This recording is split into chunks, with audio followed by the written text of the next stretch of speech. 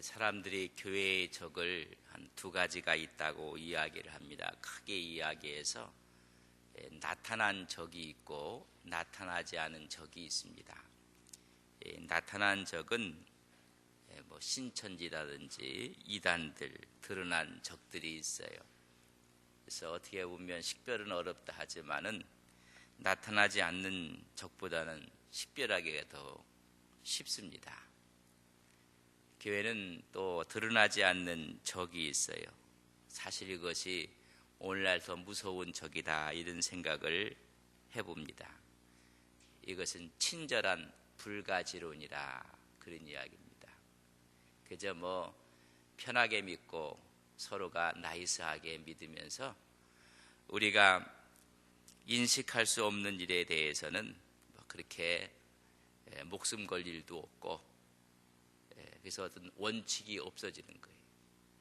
신앙의 원칙도 없어지고, 또 사람이 어떻게 하나님을 인식할 수 있겠는가, 그 기적을 어떻게 우리가 다 이해할 수 있겠는가, 신뢰 부족, 확신 부족. 그래서 서로가 그저 마음 건들지 말고 서로가 아주 피차가 나이스하게 믿자. 그러면서 기적이 빠지고 확신이 빠지고 신앙의 고백이 빠지고, 그저 어떻게 보면 친절한 종교인이 되는 것입니다.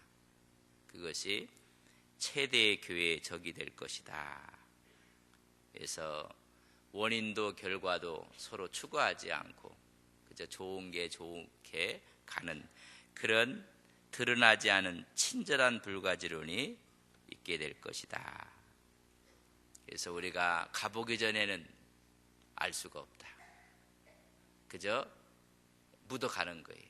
그래서 원칙을 다 무너뜨리는 것입니다. 그래서 교회가 갖고 있는 원칙들이 어느 날 갑자기 다 그저 힘을 잃고 말아요.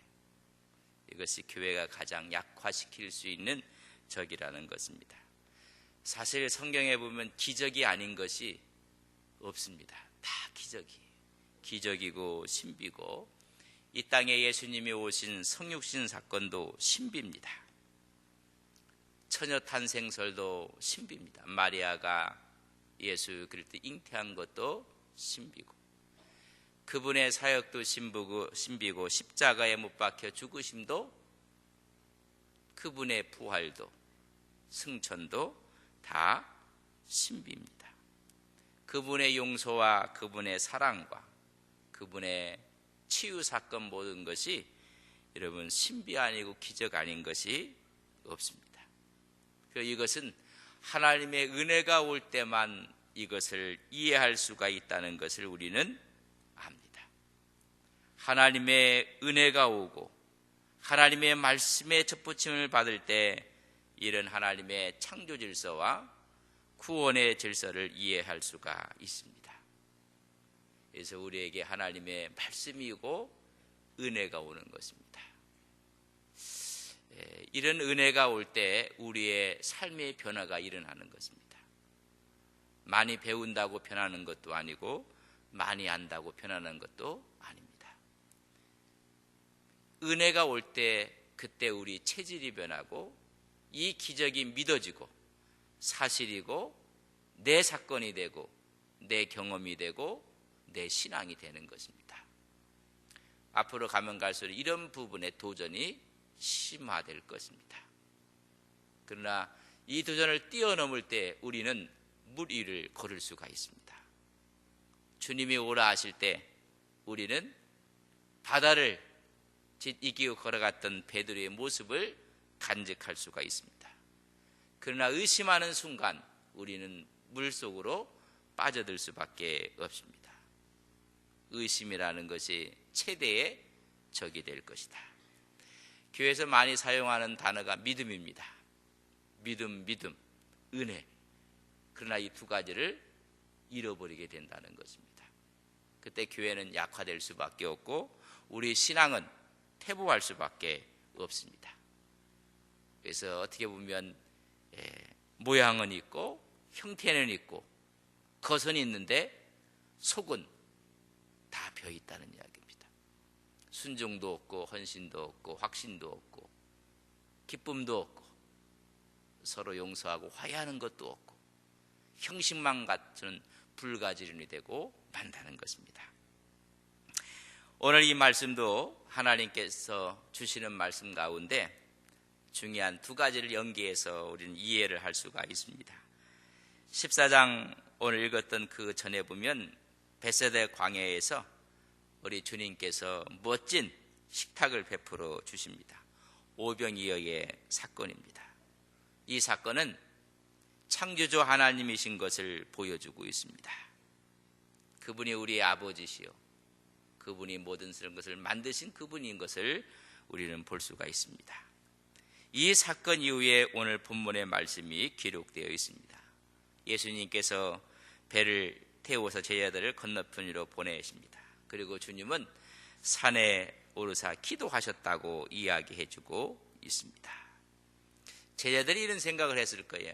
우리가 먼저 오는 것이 아니라 예수님과 함께 산에 올라가서 같이 기도하고 같이 왔으면 좋았을 텐데 그들이 먼저 건너가다가 풍랑을 만나게 되는 것입니다. 인생이 늘 걸어가는 길에는 이런 풍랑이 있다는 사실을 우리는 아셔야 됩니다. 그때 우리가 생각하는 것이 믿음으로 갔으면 좋았을 텐데 그때 주님 말씀을 붙잡고 갔으면 좋았을 텐데 그때 말씀 안에 순종하고 갔으면 좋았을 텐데 라고 아마 제자들도 이야기를 했을 것입니다. 오늘 우리도 마찬가지입니다. 예수님이 아닙니다. 예수님과 함께 기도하고 싶습니다. 같이 산에 올라가서 기도하겠습니다. 그랬으면 좋았을 텐데 기도에는 관심이 없었고 오병이어의 사건 앞에 그저 감정이 다 떠올라왔어요.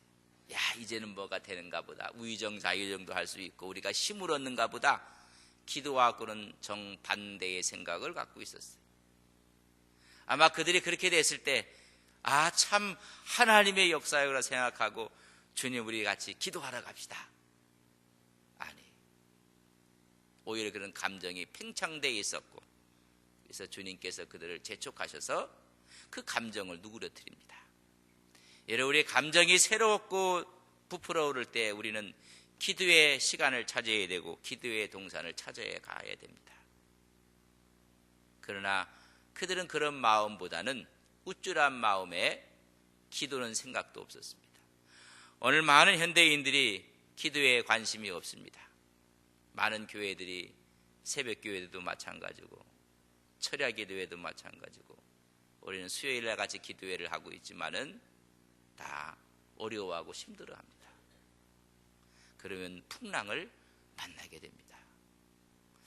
아무리 여러분들이 우리 감정이 굴곡이 있다 할지라도 주님 함께 기도하러 가겠습니다 라고 하나님 앞에 이야기하는 우리 안동 서북에 온 성도님들이 되시기를 주님의 이름으로 간절히 바랍니다. 이들이 먼저 건너가다가 풍랑을 만나는 것은 위험 요소는 두 가지입니다. 첫째는 파도였습니다. 제자들이 파도의 위험성을 너무나 잘 알고 있습니다. 풍랑에 치면 배가 뒤집힐 수도 있고 파손될 수도 있고 그래서 죽게 될 수도 있다는 것을 압니다. 두 번째는 오늘 말씀해 봤더니 유령이라 심적인 위험, 영적인 위험이 도사리고 있습니다. 인간의 위험은 첫째는 외적인 위험이 있습니다. 두 번째는 심적인, 정신적인 위험이 있습니다. 누구나 다 겪는 위험이 이런 위험에 직면하게 되는 것입니다. 환경의 위험이 있고 또한 심적인 두려움이 다가오게 됩니다. 이런 고난과 시련이 올 때 두 가지 반응이 있습니다.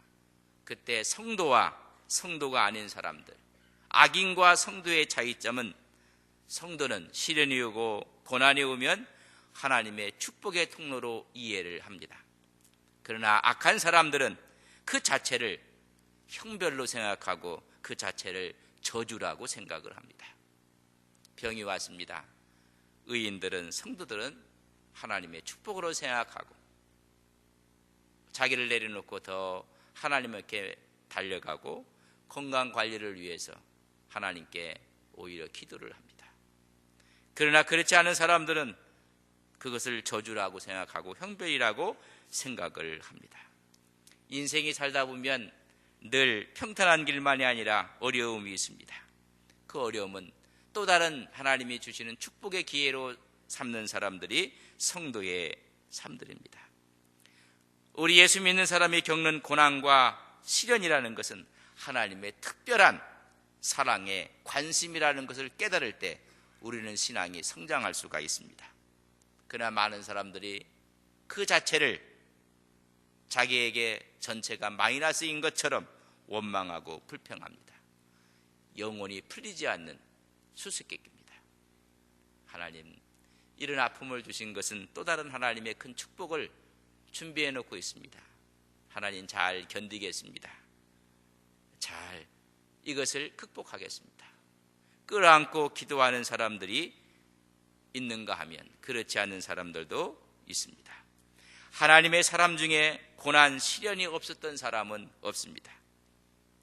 하나님의 특별한 관심으로 특별하게 쓰시기 위해서 요셉에게는 험난한 고난과 시련을 허락합니다. 하나님이 그 시련 속에서 그의 한 가문을 세워서 큰 민족으로 삼고자 하는 하나님의 뜻이 있습니다. 모세는 이들을 새로운 가나안 땅으로 인도하기 위해서 하나님이 엄청난 시련의 광야를 주십니다. 그걸 끌어안고 견디고 훈련받았을 때 하나님의 사람이 됩니다. 하나님이 다윗의 별이라고 이야기를 하는데 다윗의 별을 세우기 위해서 그의 고난은 이루 말할 수가 없었습니다. 하나님께서는 우리에게 간혹 시련과 고난이 온다 하면 그것은 특별한 하나님의 사랑의 관심이라는 것을 알 수 있게 됩니다. 이게 그 시련 가운데 어떻게 반응하는가를 하나님은 보고 싶어 하는 것입니다. 기도하는 소리를 듣고 싶어 하고 믿음으로 나가는 것을 보고 싶어 합니다. 근데 대부분이 그때 다 넘어집니다. 대부분이 다 하나님의 시험에 미끄러지고 맙니다. 그래서 원망하고 불평하고 하나님이 안 계신 것처럼 친절한 불가지런이 돼서 헌신도 없고 감사도 없고 확신도 없고 뜨거움의 열정도 없어지고 마는 것입니다. 하나님께서는 우리에게 고난을 주지만 그때 주님의 음성이 들려온다는 사실을 아셔야 됩니다. 문제가 오고 시련이 올 때 주님의 음성은 이렇게 들려집니다. 오늘 그 음성을 27절 저랑 같이 한번 읽겠습니다. 27절입니다. 같이 읽습니다. 예수께서 즉시 이르시되 안심하라 내니 두려워하지 말라. 안심하라. 안심하라는 것입니다. 파도로 죽음 직전에 있는 그들에게 주님은 들려주시기를 안심하라. 나 여기 있다. 두려워하지 말라는 것입니다. 2014년을 시작한 지가 이제 첫째 달을 지내고 둘째 달 모이고 또 셋째 달을 열게 될 것입니다. 아직 이해의 초입니다. 이해 여러분들이 이 말씀이 하나님의 말씀으로 들려지시기를 주님의 이름으로 간절히 바랍니다. 안심하라. 나 여기 있느니라. 두려워하지 말라. 오늘 모든 것이 끝나는 상황 가운데 주님은 안심하라고 말씀해 주고 있습니다. 여러분 어떤 문제가 있습니까? 사람마다 다 문제들이 있어요. 그러나 우리 주님께서 안심하라. 안심하라. 여러분 이런 음성이 오늘 우리 귓가에 들려오는 주님의 음성이 되기를 간절히 바랍니다. 28절에 보면 주님이시면 나를 명하사 물 위로 오라 하소서. 물 위로 걸어오게 해달라고 이야기하고 있습니다. 베드로는 갈릴리 바다에서 자란 사람입니다. 이 바다가 얼마나 무섭고 특별히 풍랑이 불 때 파도가 칠 때 얼마나 무서운가를 어느 누구보다도 잘 알 수가 있습니다. 현대과학이 아무리 발달했어도 큰 폭풍이 오고 파도가 치고, 여러분 태풍이 오면 큰 배들도 속수무책입니다. 오늘 베드로는 너무나 잘 알고 있습니다. 생명도 장담할 수가 없습니다. 더군다나 그 물을 걸어갈 수가 없습니다. 누구보다 잘 알고 있던 베드로였는데, 그렇지만은 주님이 내 앞에 있다면, 주님이시라면 무섭지 않습니다. 나로 하여금 오라 하옵소서. 자기의 상식을 다 뛰어넘습니다. 많은 사람들의 신앙을 보면 자기의 상식 속에 다 포로가 되어 있고, 자아 상식이라는 줄에 전부 다 매여져 있어서 믿음의 얘기를 하면 이상하게 생각합니다. 상식적이지 않다는 것입니다. 하나님은 상식을 무시하지 않습니다. 그러나 또 하나님은 상식을 뛰어넘습니다. 믿음이 상식을 뛰어넘고 믿음이 그 모든 것을 이기게 하십니다. 오늘 그 마음속에 주님이시라면, 나는 할 수 없지만은 주님이라면, 나는 이 파도의 위험을 얼마나 큰 위험인지 알고 있고 걸을 수도 없다는 사실을 누구보다도 알고 있지만은 주님이시라면 상식의 끈을 놓겠다는 것입니다. 많은 분들하고 이야기를 하면 자기 상식에 전부 다가 포로가 되어 있습니다. 안 돼. 그거 안 될 거야. 그건 잘못된 생각이야. 아니라 우리 신앙이 자기 상식 속에 다 갇혀 있는 것입니다. 그렇기 때문에 사람들이 계산이 빠릅니다. 또 사람들은 명석한 머리를 빠른 희전을 합니다. 제가 늘 하는 말이지만 계산이 빠른 사람은 걱정도 빨리 옵니다. 머리 희전이 빠르면 풍랑 속에 헤매고 맙니다. 사울왕이 블레셋과 전투를 벌이는데 블레셋이 강하게 막 사기가 도와지고 자기 백성들은 전부 다 그 두려움 앞에 떨고 있을 때 이들을 모으기 위해서 사무엘이 빨리 와서 제사를 드리고 하나님의 도우심을 간구해야 되는데 계산을 해봤더니 사무엘은 오지는 않고 백성들은 하나하나 군인들이 도망가고, 그래서 자기가 사무엘상 13절에 보면 제사를 드립니다. 여러분, 그것이 사울의 큰 미스입니다. 실수였습니다. 사무엘상 15장에 보면 아멜렉과 전투할 때 다 진멸하라고 하나님이 명령을 내립니다. 근데 승리를 해놓고 나서는 자기 기념비를 세우고 살찐 것 좋은 것 다 감추어 놓았습니다. 그때 묻기를 다 진멸했느냐 이야기를 했더니 맞습니다. 다 진멸했습니다. 그럼 이 귀에 들려오는 이 소리는 무슨 소리냐? 그때 사울왕이 말합니다. 그것은 제사용으로 하나님께 드리기 위해서 그리했다고. 계산이 빠르고 머리 희전이 빠릅니다. 그 사람은 늘 풍랑 속에 살았습니다. 그 풍랑이 그의 머리에, 그의 온몸에 와서 오히려 미치고 악신이 들어오고 그 인생 자체가 풍랑의 연속이었습니다. 우리가 이 세상 살아갈 때 하나님이 말씀하시면 내 상식을, 내가 갖고 있는 지식을, 내가 갖고 있는 알매의 범위를 하나님 앞에 내려놓습니다. 주님 오라 하옵소서. 우리 주님께서 이야기하십니다. 29절에 보면 오라, 걸어오라는 것입니다. 답답하고 어렵고 힘들 때 주님 오라는 음성을 듣는 우리 모두가 되기를 주님의 이름으로 간절히 바랍니다. 오라고 지금 말씀해 주고 있습니다. 그 음성을 듣고 그는 어디로 갔습니까? 물 위를 걸어갔습니다. 물 위를 걸었다고 29절에 말씀해 주고 있습니다. 요 물 위에 걷는 이 그림이 2014년도 여러분의 그림이 되시기를 주님의 이름으로 간절히 바랍니다. 여전히 물결은 치고 있고 문제는 있고 아픔과 고통은 있지만은 그걸 짓밟고 걸어가는 믿음이 오늘 여러분의 믿음이 되시기를, 우리 안동 서부교회의 믿음이 되기를 주님의 이름으로 간절히 바랍니다. 걸어가는 것입니다. 상식을 초월하고 과학을 초월하고 하나님의 능력이 나타났습니다. 우리는 물 위를 걸어갈 것인가 아니면 물속에 빠져들어갈 것인가, 우리의 선택입니다. 수많은 사람들이 풍랑이 치면 다 빠져들어가고 있습니다. 그러나 어떤 사람은 풍랑을 이기고 걸어갑니다.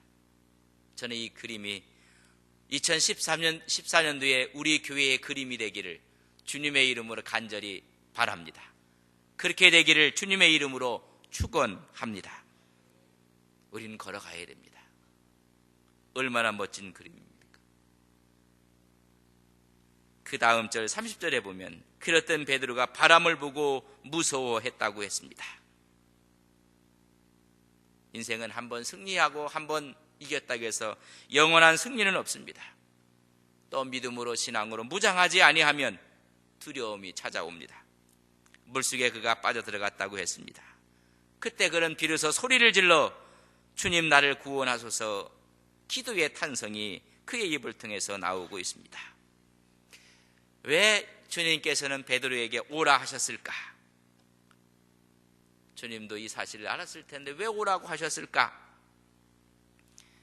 여러분, 지금 내가 이렇게 물 위에 서 있고 풍랑이 일고 배는 전복될 그런 어려움 가운데 있는데 주님이 그 앞에서 오라 하신 이유는 무엇일까? 앞으로 이 제자들이 걸어갈 인생 여정을 보면 이보다 더 큰 풍랑이 일고 어려움이 있을 텐데 그때는 이들이 어떻게 할까? 주님의 마음속에는 그런 생각도 들었을 것입니다. 이보다 더 무서운 파도가 있고 어려움이 있다는 것을 깨닫게 하기 위해서 주님께서 오라. 아무리 어려워도 내가 함께하면 너는 승리할 수 있다는 것을 보여주시기 위해서 오라 하신 것입니다. 인생의 어려움이 지난해 한 번으로 끝났겠습니까? 하나님이 부르실 때까지 올해도 내년에도 우리 앞에 풍랑이 있을 것입니다. 이제는 끝났다. 어느 분들이 순진한 생각을 하는 분은 아마 우리 교인들은 없을 것입니다. 애만 직장에 가면 끝났겠구나. 직장 간다고 모든 게 끝납니까? 우리 이번 결혼만 시키면 만사 한 쯤 결혼시켜 놓으면 애가 있을까 없을까? 여러분, 애를 가지면 애가 어떻게 나올까? 인생 여정에는 또 다른 풍랑이 더 많이 있음을 그들로 하여금 깨닫게 하시는 것입니다. 두 번째는 빠지는 경험을 시켰다고 봅니다. 너는 빠질 수밖에 없고 침몰되어질 수밖에 없고 넘어질 수밖에 없다는 것입니다. 그때 너는 나를 부르짖으라는 것입니다. 손을 내밀어 나를 잡으라는 것입니다. 넘어지는 경험, 참으로 중요한 경험입니다. 실패가 하나도 없다는 생각하는 사람들은 이 세상에 없습니다. 여러분, 산이 높으려면 골이 깊습니다. 우리 주님께서는 빠지는 경험, 넘어지는 경험 시키시는 것입니다. 그때 기도하거라. 내가 여기 있다. 여러분, 그때 주님이 그의 손을 붙잡아 물속에서 끌어올리시는 것입니다. 우리 주님 베드로에게 말합니다. 왜 의심하였느냐? 왜 의심하였느냐고 말하고 있습니다. 의심을 버려야 한다는 것입니다. 의심의 벽이 깨어져 나가야 합니다. 많은 분들이 믿음으로 걷다가 어려움이 오면 의심의 벽에 부딪힙니다. 하나님이 정말 내 편인가? 하나님은 지금 살아계신 것인가? 자기가 하나님의 손을 붙잡지 않고 다른 것을 붙잡고 있으면서 이런 이야기를 합니다. 여러분, 하나님의 손을 붙잡고 하나님과 함께 힘있게 이 세상을 승리해 나가시는 여러분들이 되시기를 주님의 이름으로 간절히 바랍니다. 모두가 의심의 벽 속에 있습니다. 모두가 그 벽 안에 갇혀 있습니다. 이것이 무너져야 됩니다. 여리고성이 함락되었을 때 여러분, 가장 단단한 벽이 어떤 벽인지 아십니까? 여리고 성벽이 아니라 그들 가슴속에 갖고 있었던 의심의 벽입니다. 의심의 벽이 무너지기 전에는 여리고성이 무너질 수가 없기에 하나님은 침묵하라고 하시는 것입니다. 여러분, 우리의 언어가 믿음의 언어가 아니고 믿음의 세계가 아니면 침묵하셔야만 합니다. 자기 속에 싸우는 의심의 벽이 모든 사람에게로 하여금 의심에 빠지게 만들고 믿음의 길을 가로막고 있다는 사실을 아셔야 됩니다. 그들 마음속에 있는 의심의 벽이 먼저 깨트려지지 아니하면 여리고성은 무너질 수가 없습니다. 가장 무서운 벽, 가장 무서운 적은 외부에 있는 것이 아니라 내부에 있습니다. 오늘 기독교의 가장 무서운 적도 외부가 아니라 내부입니다. 의심하고 믿지 않고 하나 되지 못하는 그런 벽인 것입니다. 하나님께서 명령하시기를 절대 입 열지 말라. 그들은 입을 열면 무너질까? 이래서 이게 될까? 헛고생하는 거 아닌가? 아무리 개선을 해봐도 맞지 않는데, 그것은 여러분 전파와 영향력이 얼마나 큰지 모릅니다. 부정적인 영향력이라는 것은 이루 말할 수가 없습니다. 여러분 밥을 드실 때 일하다 오늘 체지, 그러면 체합니다. 의심의 벽이 무너져야 되는 것입니다. 그 마음의 의심의 벽이 깨어져 나갈 때 여리고성이 무너지는 것입니다. 이런 경험들을 하나님이 하신다는 확신을 갖고 기도할 때 우리 앞에 그 현실이 다가오는 것입니다. 그런 믿음으로 우리는 살아갈 때 무리를 걸어갈 수가 있습니다. 그때 빠지는 경험을 우리는 너무 많이 합니다. 기도해야 됩니다. 주님의 손을 붙잡아야 됩니다. 그럴 때 우리는 무리를 걸어갈 수가 있습니다. 터키에 갔을 때 카파도기아에 지나간 적이 있는데, 그곳에서 음식도 점심도 먹고 수도사들이 올라가서 수도했던 그런 것도 보고 참 그 모양이 아주 기묘절묘했어요. 근데 거기서 꼭 하고 싶은 것이 하나 있었는데 못한 게 내심 아깝기도 하고 서운하기도 하고, 열기구가 그렇게 많았어요. 열기구가 열기구를 타고 하늘로 붕 떠올라서 언제 기회가 되면 열기구를 타야 되겠다, 그런 생각을. 여러분, 열기구가 어떻게 떠오르는지 아십니까? 거기다가 가스에다 불을 붙여갖고 그 풍선 안에 거기다 불어넣어서 외부와 내부의 기압을 달리해갖고 그러면 사람을 태우게 떠올라요. 열을 가하면 떠올라요. 열을 가하면 풍선이 떠올랍니다. 그래서 모든 것을 밑으로 다 보게 돼요. 여러분, 열을 불이 가해지면 떠올라요. 우리는 하나님 말씀 앞에 불을 받아야 됩니다. 은혜를 받아야 됩니다. 여러분, 성령의 세례를 받아야 됩니다. 그래서 옛날에는 불을 많이 뗐어요. 밤을 새워가며 기도하고 기도의 불을 뗐어요. 그러니까 이 세상에 살면서도 주님의 세상에 사는 것처럼 그렇게 했어요. 그래서 많이 공부는 하고 많이 읽기는 하고 하는데 불이 없으니까는 그저 전부 다 걸어 다니기만 하니까는 모든 게 다 보이는 거예요. 그래서 의심하고 주저앉고 벽에 부딪히고, 그러나 기도의 불을 받고 말씀의 불을 받고 하나님의 확신의 불을 받으면 여러분 열기구가 떠오르는 것처럼 우리 인생이 그 모든 상황 가운데 극복하는 하나님의 능력이 함께하는 것을 우리는 믿습니다. 오늘 우리에게 말씀합니다. 오라. 그러면 걸어가야 됩니다. 그때 우리는 두 가지 경험입니다. 이보다 더 어려움에 인생 여정이 있을 것입니다. 빠지는 훈련도 합니다. 내가 여기 있느니라. 나에게 손을 내밀고 기도하라는 것입니다. 그래서 여러분, 인생 여정 가운데 어려움 가운데서도 능히 이 세상의 환난 풍파를 이기시고 승리하시고 믿음으로 걸어가시는 우리 모두가 되기를 주님의 이름으로 간절히 바랍니다. 그렇게 되기를 주님의 이름으로 축원합니다. 우리는 승리뿐입니다. 오늘 주님을 부르며 하나님께 나갈 때 우리 앞에 순적한 시온의 대로가 열릴 것을 믿습니다. 우리 기도합시다. 주님 말씀하십니다. 오라.